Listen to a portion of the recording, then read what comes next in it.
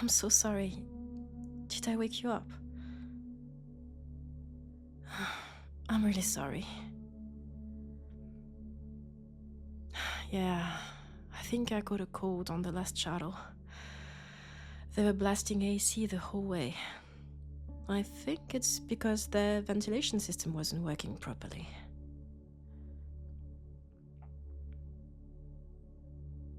Pretty much, yes. Trying to hide a malfunction with a lot of cold air. Oh, God. That's not the best look for a doctor to be sick, is it? I just need a lot of rest and I'll be back on my feet. And that's a real good thing you're here with me. You can bring me anything I need without me leaving the comfort of our cabin. You're a great, butler.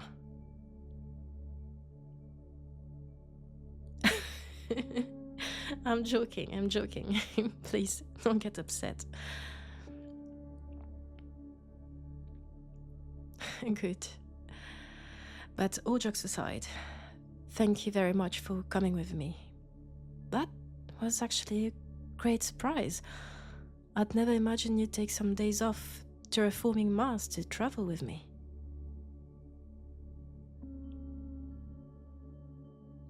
I mean it. It's really nice. Thank you. Now that I think about it, I think I've never traveled with anyone before. I mean, not while on a job. That's a very nice change.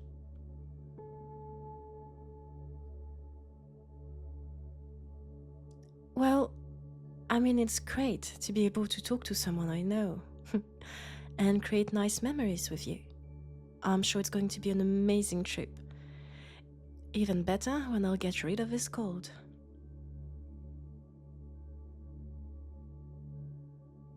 Do I enjoy traveling alone? I mean, it's pretty much the only thing I know, so I can't really compare it to something else. But I guess traveling alone is interesting. You get to know a lot about yourself along the way. How you will react in certain situations, how to face strangers, how to stand up for yourself, how to keep busy, how not to get bored, and, most important of all, face yourself. Your own thoughts, fears, insecurities. Essentially, you spend so much time with just yourself that at some point you have to be at least okay with it and you as a person. Otherwise, it's a nightmare. But traveling with someone else is a lot of fun. You get to share new experiences together, talk about it, confront points of view, joke around, look out for each other. And it's really nice. I really appreciate it. Now, I can't wait to get on Axis 9. I'm sure you'll get to meet very interesting people there who'll be able to help with any terraforming questions you might have. That might help your job when you're back on Mars.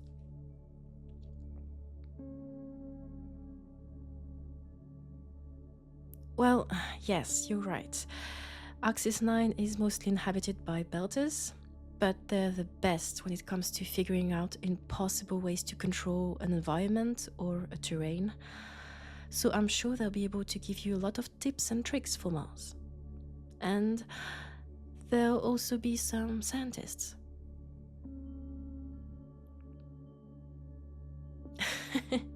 I know, they're everywhere, aren't they? But I get them, trying to be wherever they can be. So essentially, in any place there's already at least one human being. To them, there's always something interesting to learn, anywhere they go. And I'm sure belters give them a great chance to explore space and inspect asteroids from up close. And a lot also study the impact of lifestyles and life conditions on human bodies. Actually, before becoming a full-time general practitioner, I used to study people that way. Yes, really. And that was so interesting. For example, the evolution of skeletons in humans born on Mars, those born on stations, the effect of gravity on bodies, bones, organs, blood, etc. Fascinating stuff. Why did I stop? Same story, always. Lack of funding. It's always the same thing. No scientist is independent or freelance. They all belong to either corporations or organizations that pay for their research. And there's always something new to look for or understand, and keeping funding for a very long period of time is almost impossible. Especially for something that is just pure research for the sake of human comprehension and not targeted towards the creation of a product, for example. So studying humans for the sake of it doesn't bring income, if you will. So funding becomes more scarce with time until it completely stops. And so here I am. I never really wanted to get stuck in one place. No matter how much I love Mars, traveling has always been in my blood and spirit. Feeling this sort of freedom you get when you're looking out the window of a space station or shuttle into the vastness of space. That's something I would never have if I were to stay on a planet for the rest of my life.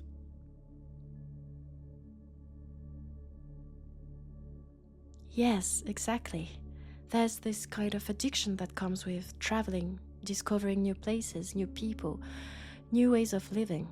It's interesting and just a wonderful way to spend your life, I find. So yes, that's why I didn't want to have a permanent office on Mars. Being called out to different places in space is so much more fun. And I think it also helps more people. How so? Well, some stations don't have the means to hire permanent medical personnel, so they rely on doctors, like myself, who are willing to travel all around and stay one place for some time and help out. Of course, it's not the solution to the lack of medical care in remote places. Because I'm just a GP, I am not a surgeon nor a specialist, so I can only help to the extent of my expertise. Thankfully, robots and AI can help, but they'll never replace human doctors, no matter what people say.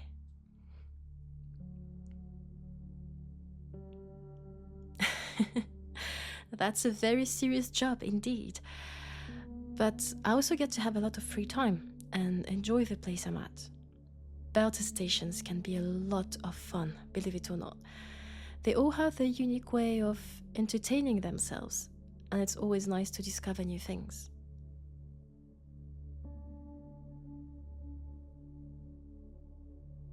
What's one thing that amazed me the most? That's a very interesting question. Let's see. Oh, yes. That one time, I was on a station near Pluto, and they had space races. Very small shuttles would race from the station to the outskirts of the planet. Well, dwarf planet. Don't tell anyone I still call Pluto planet, please.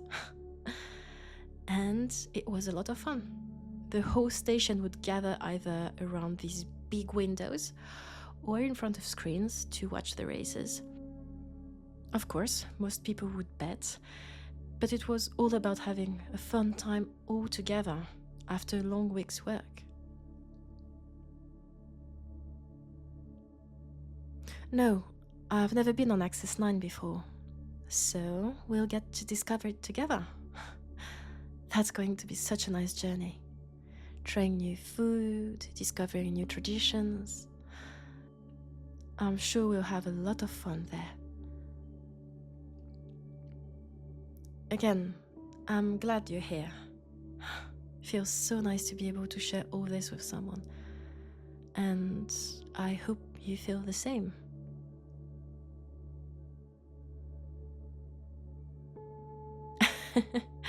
Yeah, I know. For now, you only feel like a butler, and I'm sorry to make you run around the ship for medicine, but I really want to heal quickly, at least before we reach the station. But I promise, as soon as I'm back on my feet, we'll do stuff together, explore, and just have a lot of fun. And I'm sure you already have.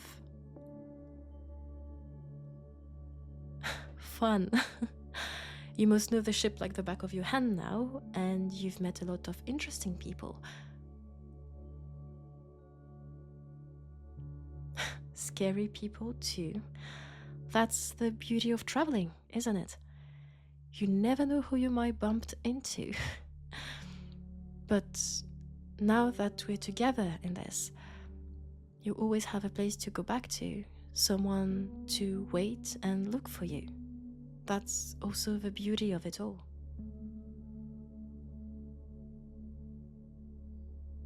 No, I'm not going anywhere.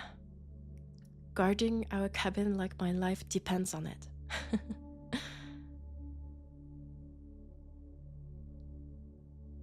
Well, that's true. I can't move much, but I'm sure no one would dare enter here for fear of getting sick.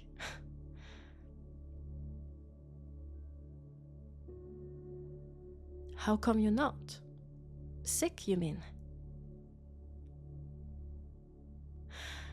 That's because I gave you what I call an antidote.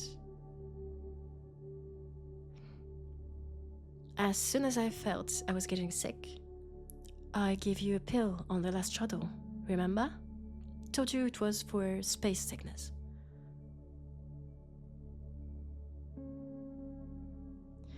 Yeah, you didn't get why I was giving it to you, and I said it was just in case. You never know how a captain pilots a ship. Well, it was actually a pill to boost your immune system. I know, I am so nice, am I not? Plus, what good of a butler would you be if you were sick too?